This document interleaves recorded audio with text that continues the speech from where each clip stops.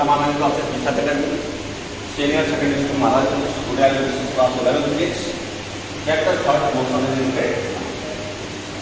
Student motion state plan में हमने पहला वीडियो जो बनाया था वो बनाया था टाइप ऑफ मोशन का बात किया था। Type of motion, 3 type of motion की बात किया था, रेक्टेंगुलर मोशन, सर्कुलर मोशन है, ऑसिलेटरी मोशन। अब यहाँ पर आता है concept of the point of view. क्या है कॉन्सेप्ट ऑफ पॉइंट ऑब्जेक्ट। तो कॉन्सेप्ट ऑफ पॉइंट ऑब्जेक्ट का मीनिंग क्या होता है इसको जानना है। When an object in the motion covering very large distance as compared to its size, यानी जब कोई वस्तु मोशन में तो अपने आकार के कंपेयर में एक बहुत लंबी दूरी तय करता है। जैसे मान लीजिए क्रिकेट बॉल है, जहाँ पर हिट उसको हिट किया गया, तो क्रिकेट बॉल जहाँ पर very small shape, but this ball is covering a large distance, लेकिन वो अपने साइज के आधार से क्या होता है बहुत ज़्यादा दूरी कवर करता है। एरोप्लेन, बस, truck, bikes, that means they are small shape but they are covering a large distance, वो लंबी दूरी को क्या करते हैं कवर करते हैं।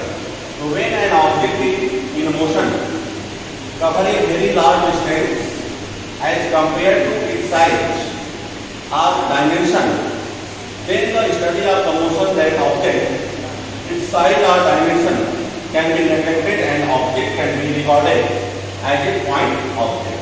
तो उस पेज को हम क्या कहते हैं concept of the point object. And that is an object can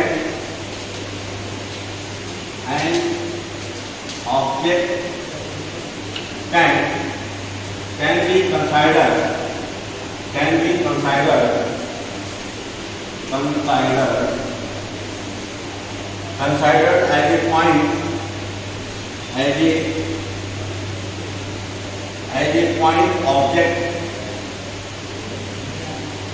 as a point object if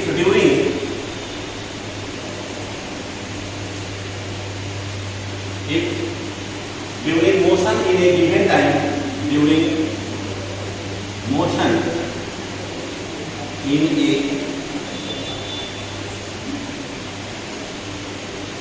given time, its covered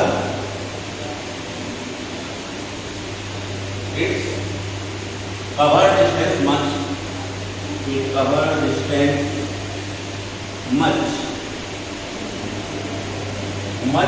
greater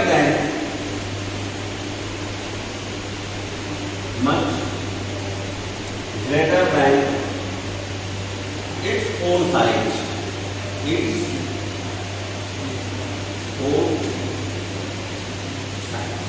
तो जब कोई भी ऑब्जेक्ट अपने आकार के कंपेयर में जब वो ज्यादा दूरी कवर करता है तो covering distance of this object is known as point object.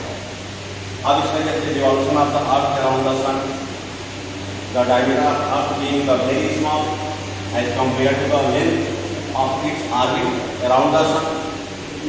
तो अर्थ का डायमीटर जो इसकी ऑर्बिटल पाथ है बहुत छोटा है, and that is earth the point object. Earth क्या पॉइंट ऑब्जेक्ट। हमने अभी शुरू बताया था क्रिकेट बॉल का एग्जाम्पल दिया था। क्रिकेट बॉल जाता है वेरी स्मॉल से but they are hit by the bats and it will cover a long distance. So that is this object, this cricket ball is known as the point object, क्योंकि this ball भी cover a long distance compared to its size, तो अपने आकार के compare में बहुत ज़्यादा distance cover किया। तो ऐसे ऑब्जेक्ट जो अपने आकार के कंपेयर में जब उनकी टर्निंग की लेंथ जो है ज़्यादा हो जाता है, ऐसा type of body is known as point object. अब पॉइंट ऑब्जेक्ट का आपको मतलब आता है फ्रेम ऑफ रेफरेंस। क्या आता है फ्रेम of reference।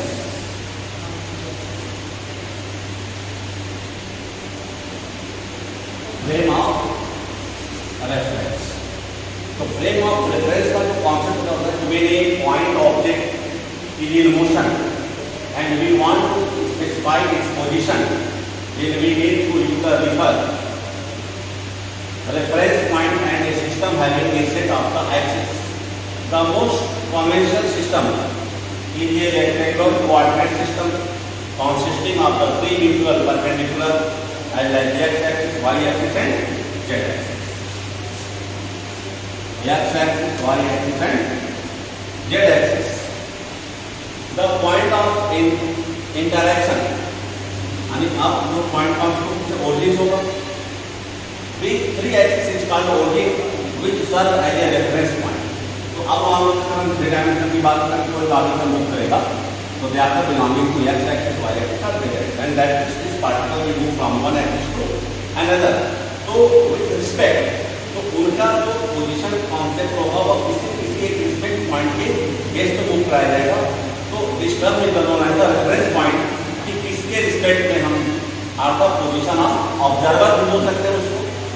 तो ऑब्जर्वर है कि clock with which to the record the time, the position of object at the given instant of the time can be described in the term of the position coordinate. अब position coordinate का जो x y और z से represent कर सकते हैं from the x to y axis, y to z axis or z to x axis. So in this case along the x, y and z axis this coordinate system along with the clock constitutes and और इसी का coordinate system को क्या करते हैं, reference of frame. तो reference of frame का concept दिया है, उसका हम डिफिनेशन जो लिखते हैं उसको कैसे लिखते हैं उसको जानिए. The frame of reference, the frame of reference is a system, is a system of coordinate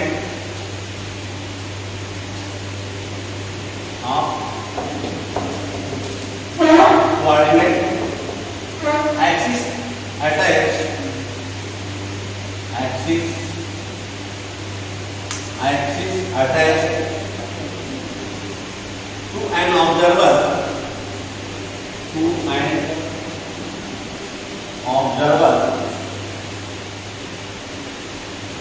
observe having a clock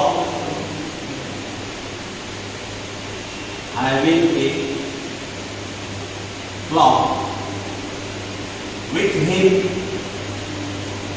with respect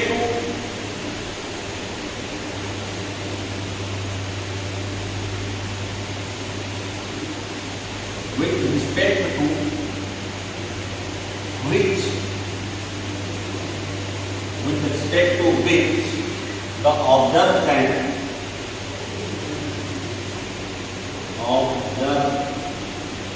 can describe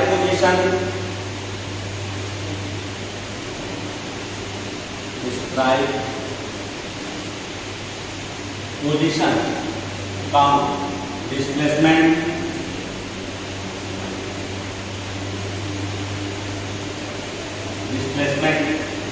acceleration, extra. तो अब होता है कि मान लो जब हम किसी कोऑर्डिनेट सिस्टम में जब एक ऑब्जर्विंग बॉडी होता है, जब वो टाइम के रिस्पेक्ट में जब हम कैलकुलेट करता है तो जब वो कैलकुलेट कहीं भी जैसे मान लो कोई वर्क करते हैं, जैसे मान लो स्टडी करते हैं, हम एक रिमार्क करते हैं कि आज की स्टडी हमारे इस लेसन के इस पेज नंबर तक हो गया है. तो next we are start from this page, हम फिर क्या करते हैं उस पेज से या उसके आगे से स्टार्ट करते हैं. तो that means observing data with the clock and we observe in the described the position, displacement and acceleration. तो इसमें हम जब मोशन की बात कर रहे हैं इसमें हम डिस्प्लेसमेंट की बात करेंगे, उसके पोजीशन की बात करेंगे, उसके एक्शन की बात करेंगे. तो दैट इज क्या term of the frame of the reference. तो ये हमारे जो फ्रेम ऑफ रेफरेंस होते हैं. अब फ्रेम ऑफ रेफरेंस में हमारे कंडीशंस बनते हैं. वो कंडीशंस क्या बनते हैं उसको देखते हैं. तो frame of reference of the two types. जो फ्रेम ऑफ रेफरेंस होता है वो दो तरह का होता है. Frame of reference two type. Frame of reference two type दो तरह के होते हैं. फर्स्ट जो होता है उसको हम कहते हैं inertial frame of reference. Inertial frame of reference. Frame of reference और और दूसरा जो पॉइंट बनता है वो होता है हमारा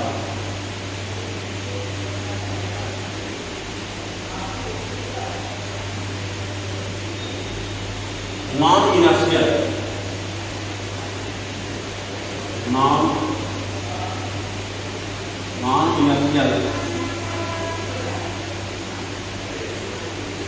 frame of reference.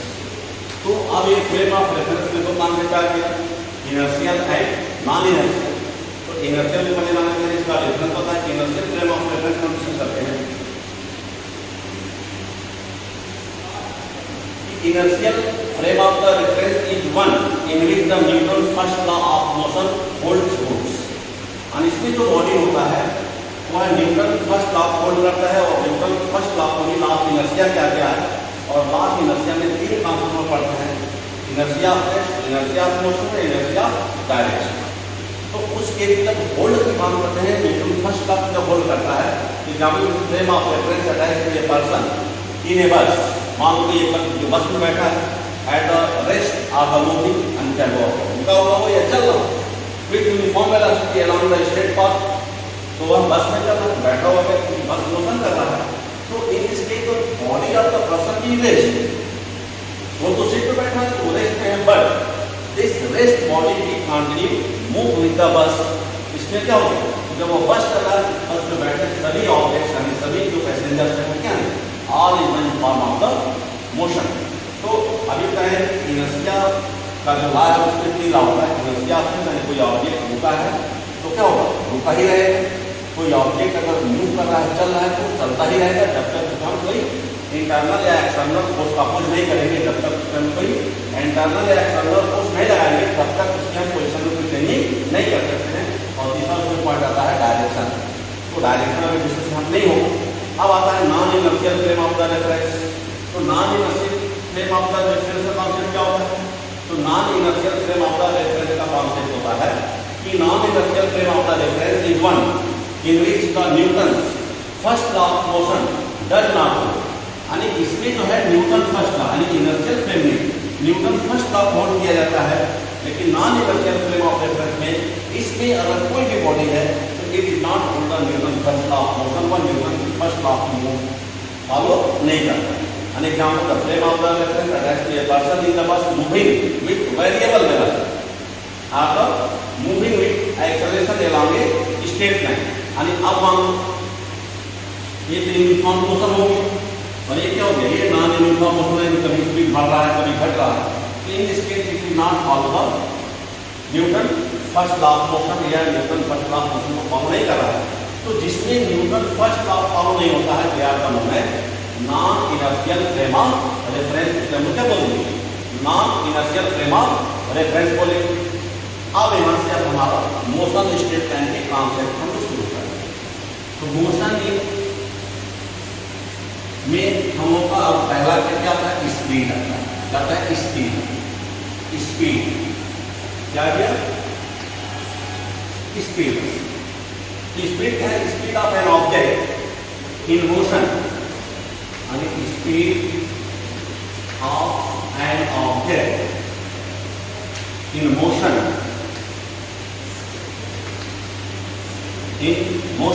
is defined as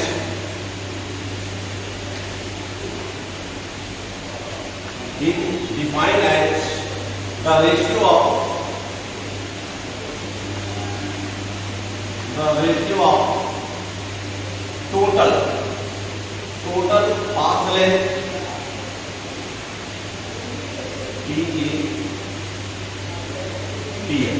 path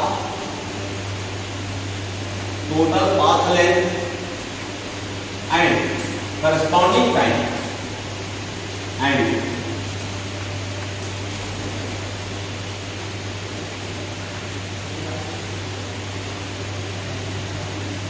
corresponding time। यानी अब स्पीड का एक फॉर्मूला हो गया हमारा, speed equal total distance upon total time. तो एक कॉन्सेप्ट अब इसमें आता है। अब स्पीड की अगर हम बात करते हैं तो स्पीड में हमारा वेरिएशन होता है। स्पीड के वेरिएशन में अब स्पीड को हम किस तरह से डिफाइन कर सकते हैं, यूनिफॉर्म यानी स्पीड। ये पहला हमारा काम था, यूनिफॉर्म स्पीड का हो सकता है, नॉन यूनिफॉर्म हो सकता है और एवरेज स्पीड। इसके अलावा ये चौथा काम बताएगा इंस्टैंटेनियस स्पीड भी आएगा। तो अब यहाँ पर बात करते हैं यूनिफॉर्म स्पीड का।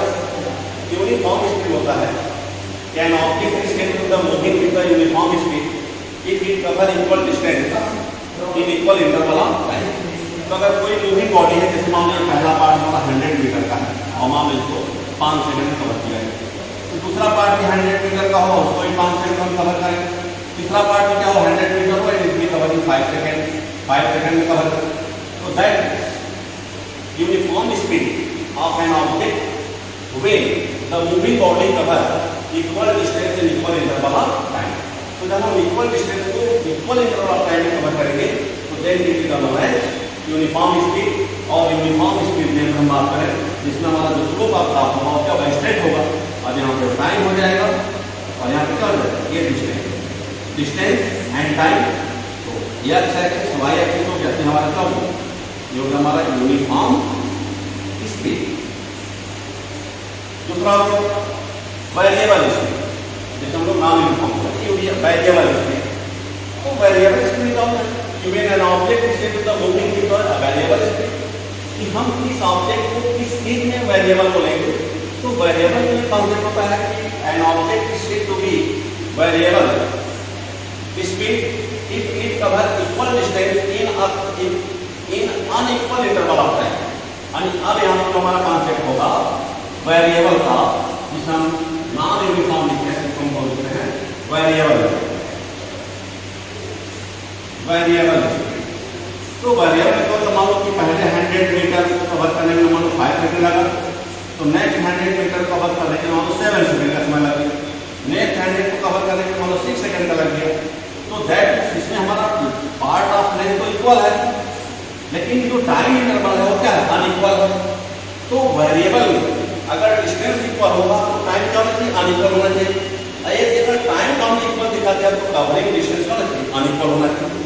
तो when a moving body cover equal distance in unequal interval of time or in equal interval time but unequal distance is called variable speed।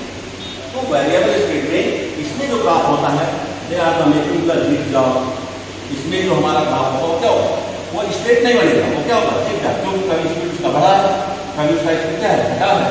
तो स्पीड भी in order of decreasing or increasing, so that this speed graph यानी यहाँ पे जो हमारा time और जो distance का जो ग्राफ होगा are not straight line.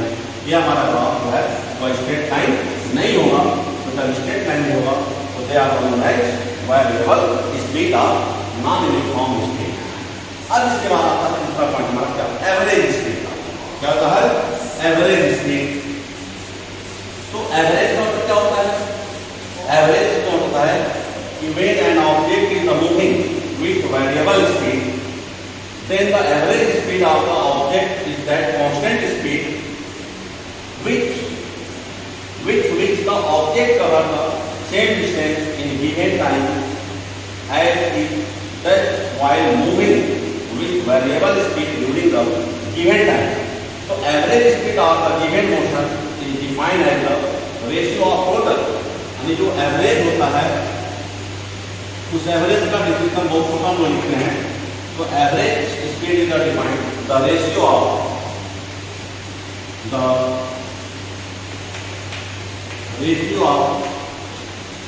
Total distance travel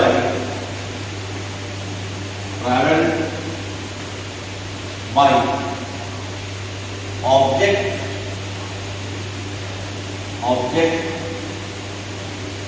to the total time interval, to the total time of interval। तो अब हो गया एवरेज स्पीड इक्वल हो गया total distance upon total time. तो एज का और दूसरा कॉन्सेप्ट हो। तो अब यहाँ पर एवरेज स्पीड निकालेंगे, हम कॉन्सेप्ट क्या लाते हैं? तो एवरेज स्पीड के लिए हम कॉन्सेप्ट लाते हैं कि मान लो एवरेज स्पीड हमने फॉर्मूला लिखते हैं, मान लो एक पार्टिकल दे आता है, सपोज करते हैं,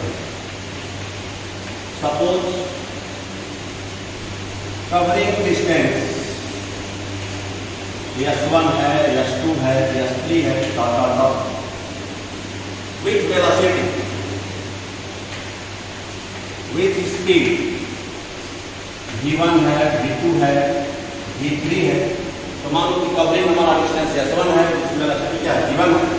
कवरिंग डिस्टेंस S2 है, इसकी वेलोसिटी क्या है? V2 है। कवरिंग डिस्टेंस S3 है, इसकी वेलोसिटी क्या है? सॉरी, इसका स्पीड क्या है? V3 है। तो इन इसके टोटल डिस्टेंस हमने जो फार्मूला लिखा था, तो उस फार्मूले में क्या है? तो फार्मूला था कि तो पहला हम निकालते हैं इसमें टोटल टाइम, क्योंकि टाइम हमने दिया नहीं, टाइम का फार्मूला क्या था? Distance upon speed. इसका हो गया कि टोटल टाइम निकालने के हम क्या करेंगे? S1 अपॉन V1 कर देंगे प्लस S2 अपॉन V2 कर देंगे प्लस S3 अपॉन V3 कर देंगे, और बीच में टर्म होता तो उसको निकालेंगे। तो अब एवरेज वेलोसिटी निकालते हैं।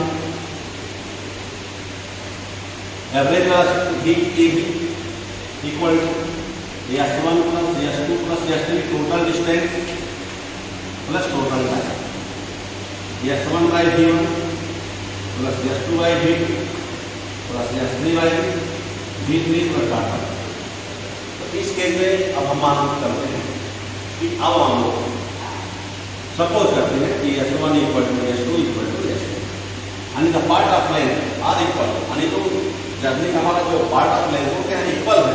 तो जब इक्वल होंगे तो यहाँ पे VAB equal to S plus S plus S। तो हम यहाँ पर दो टर्म के लिए कर रहे हैं और इक्वल टू टर्म्स के लिए, यानी S1 इक्वल टू S, ये हो जाएगा S plus S upon S by V1 plus S by V2। Exact तो गया average speed 2S upon S common ले लेते हैं, तो जाएगा 1 upon V1 plus 1 upon S cut जाएगा। तो जब S कट जाएगा तो हमारा रिजल्ट क्या जाएगा? तो रिजल्ट आ जाएगा VAS इक्वल टू एलसीएम ले लें, हो जाएगा 2V1 V2 upon V1 plus. तो ये हो गया weight body giving to different velocity. तो जब दो डिफरेंट वेलोसिटी दिया रहेगा उसके तो हमारा एवरेज वेलोसिटी का फॉर्मूला जाएगा 2 multiply first velocity multiply second velocity upon sum of first and second velocity. अब इसके तो हम सॉल्व करते हैं, इस रिजल्ट को कन्वर्ट करते हैं टाइम। मान लो अगर टाइम की जरूरत है, अगर हमारा टाइम दिया हुआ तो टाइम दिया हुआ है, तो टाइम दिया हुआ है तो टाइम के केस में जाओ तो टाइम में देखते हैं क्या आता है। तो टाइम होने से मान जाएगा स्पीड, हम स्पीड सपोज कर सकते हैं V1 है, V2 है, V3 है, ठीक है। और टाइम इसका क्या है? T1 है, T2 है, T3 है। तो अब स्पीड तो अब हो जाएगा टोटल डिस्टेंस, क्योंकि फॉर्मूले के लिए टोटल डिस्टेंस पूछे, तो टोटल डिस्टेंस मिलेगा V1 T1 V2 T2 plus data, यानी डिस्टेंस का फॉर्मूला स्पीड इनटू टाइम। तो फर्स्ट वेलोसिटी मिलेगा फर्स्ट टाइम, सेकंड वेलोसिटी मिलेगा सेकंड टाइम, और इस पर हम रिजल्ट निकालेंगे और टोटल टाइम भी निकालेंगे। तो टोटल टाइम के लिए टाइम को भी ऐड कर सकते हैं T1 plus T2 plus T3, तो दैट मेरे कर सकते हैं। तो एवरेज इसका भी निकालना है, तो जाएगा VAB इक्वल टू, तो एवरेज कितना जाएगा? एवरेज हो जाएगा V1 T1 plus V2 T2 plus V3 T3 plus dot upon T1 plus T2 plus T3 plus data. अब यहाँ अब यहाँ पर टाइम को सपोज कर देना t1 equal to t2 equal to t3 है और ये क्या है टाइम t के बराबर सपोज कर देंगे तो अब हो जाएगा v equal to v1 plus v2 plus v3 time को कॉमन ले और नीचे क्या है t1 plus t2 plus n time का हो जाएगा n। तो t से t क्या होता है यहाँ t से t क्या होगा कट गया तो अब तक t से t कट गया इसका मतलब क्या होगा अब इस केस हो गया तो अगर केवल वेलोसिटी का कॉन्सेप्ट होगा इसको हम n टाइम तक की वेलोसिटी को ऐड करके यानी कितना जैसे मान लो पहला स्पीड 10 किलोमीटर पर आवर है दूसरा 15 किलोमीटर तीसरा मोमेंटना तीनों का ऐड करके हम इसे क्या करेंगे डिवाइड कर देंगे क्योंकि हमने तीन ऑब्जर्वेशन की बात पहले स्टेप में क्या होगा sum of observation upon number of observation. इसके बाद हमारा चौथा जो हमारा टाइप ऑफ वेलोसिटी होता है इंस्टैंटेनियस वेलोसिटी। तो इंस्टैंटेनियस होता है when the speed of an object is the variable then object possesses different speed at the different instant the speed of an object at the given instant of the time is called instantaneous speed। तो instantaneous का मतलब क्या होता है at a particular time जैसे मान लो हम cycle से घर से निकले मान लो हम 9 बजे साइकिल से घर से निकले तो हमसे पूछा गया कि 9:20 पे कहाँ थे तो at a particular time we are define our speed जब हम एक पार्टिकुलर टाइम पे अपनी स्पीड को डिफाइन करेंगे तो they are known as the instantaneous speed. तो फॉर ए पार्टिकुलर पॉइंट जब हम एक निश्चित समय पर जब हम अपने स्पीड को डिफाइन करेंगे तो हमारा क्या होगा वो होगा हमारा इंस्टैंटेनियस स्पीड होगा। तो ये चौथे टाइप का स्पीड होता है इंस्टैंटेनियस यानी that is at a particular time इसलिए एक निश्चित समय पर instantaneous real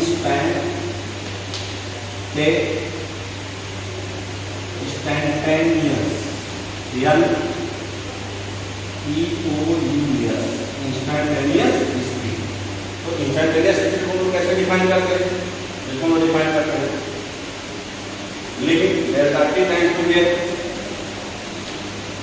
delta t and to 0 ds by dt। तो हर एक पार्टिकुलर टाइम जब हम किसी निश्चित समय पर जब उसकी हम बात करेंगे तो उसे हम क्या कहेंगे उसे हम इंस्टैंटेनियस स्पीड कहेंगे। Thank you students. After this we are discuss the position time graph velocity time graph. तो इसके बाद के वीडियो में हम लोग ग्राफ टू रिलेटेड मोशन की बात करेंगे। Thank you.